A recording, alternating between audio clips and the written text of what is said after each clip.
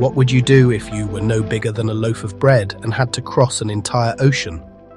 What if the very food you needed to survive was moving further and further away each year, a ghost in the cold currents? These are not abstract questions. They are the stark, daily realities at the heart of the Atlantic Puffin's life. They are questions written on the wind, answered by instinct, answered by endurance, answered by a small, fierce will to live. This is a story of a small hero facing an immense and changing world. Our story begins on a wind-scoured island in the North Atlantic. Each spring, the air thrums with the beat of thousands of wings. Puffins arrive, a chaotic, colourful storm of life returning to the same cliffs and grassy burrows where they were raised. The scene is wonderfully, overwhelmingly noisy. The air is thick with the scent of salt, the damp earth, the guano that paints the rocks white. Below, the relentless waves crash against the dark stone. Its back is a slick, smart black, its belly a brilliant white. But it is the beak that captures our imagination. In summer, the beak blossoms with colour: orange, yellow, blue. This bird is built for the water. Its short wings seem to struggle in the air, then become powerful fins underwater. A puffin's year is a cycle, a rhythm of seasons and sea. It begins not with a birth, but with a return. These birds are incredibly faithful. Many pairs reunite at the same burrow year after year. They are diligent architects, excavating burrows deep into the cliff tops. These tunnels are more than homes. They are fortresses, keeping a single, precious egg warm and hidden from the ever-watchful eyes of predators. Deep inside the earthy darkness of the burrow, a new life begins. The female puffin lays just one single egg. This low reproductive rate makes every egg incredibly precious. The entire hope of the season is contained within that one smooth white shell. Both parents understand this instinctively. For 36 to 45 long days, this patient vigil continues. The egg is kept at a constant temperature by a brood patch on the parent's belly. Finally, a tiny crack appears. A small, wet, helpless chick pecks its way into the world. This new arrival is called a puffling. It is covered in soft, dark, downy feathers, entirely dependent on its parents. The puffling is not ready to face the world. It cannot fly. Its downy coat is not waterproof.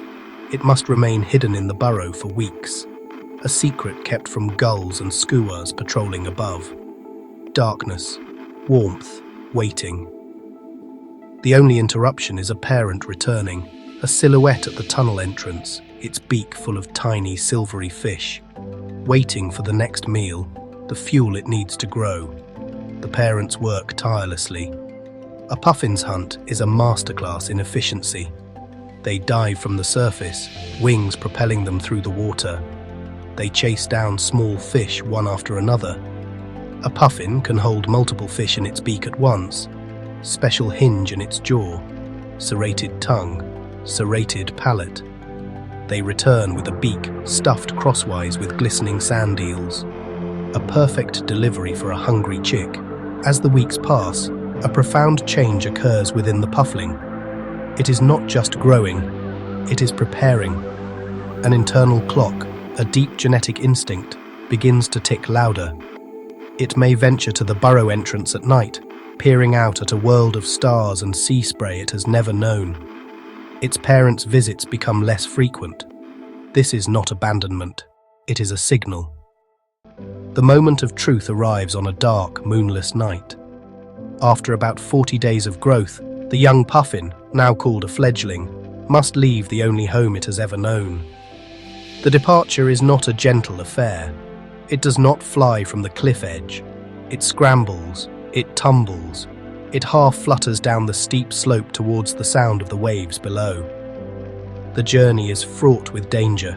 The fledgling is vulnerable on land, but human-made hazards are too.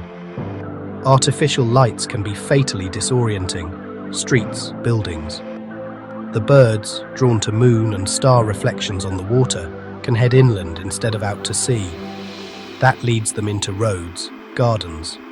They become easy prey or die of exhaustion. On some islands, people help. Westman Islands, Iceland, puffling rescue each year. Local children and parents patrol streets at night, gathering disoriented fledglings. They keep them safe in cardboard boxes overnight. The next day they take them to the cliffs and release them, giving a second chance. A moving display of direct conservation, connecting community to the bird's fate.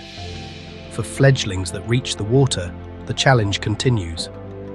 They are now alone on the vast open ocean. The young puffin must learn to swim, dive, and find its own food. Once a young puffin leaves the colony, it enters a mysterious phase of its life. For the next 2 to 5 years, it will live entirely at sea, a true pelagic existence. The lost years are hard to track for such small birds. They become solitary wanderers, traveling hundreds or even thousands of miles. They follow the currents, they follow the fish. They hone hunting skills, endure storms, and find food in cold, dark waters. The bright, colourful breeding beak is shed, replaced by a smaller, duller winter beak. Modern tracking is piecing together these lost years. Some winter off Newfoundland, others around Greenland, others remain in the North Sea. Oil spills, even small ones, destroy waterproofing and insulation. Plastic can fill stomachs and cause starvation. Discarded nets and lines ensnare birds, ghost fishing. After years at sea, an ancient instinct calls them home, often to the very colony of their birth. Likely guided by Earth's magnetic field, the sun, and smell. At about 5 years they seek a mate. Puffins are famously monogamous. Billing reforges the bond. Together, they deepen or excavate a tunnel up to 2 meters long. They fashion a safe chamber, sanctuary for a single chick. A puffin can live over 20 years.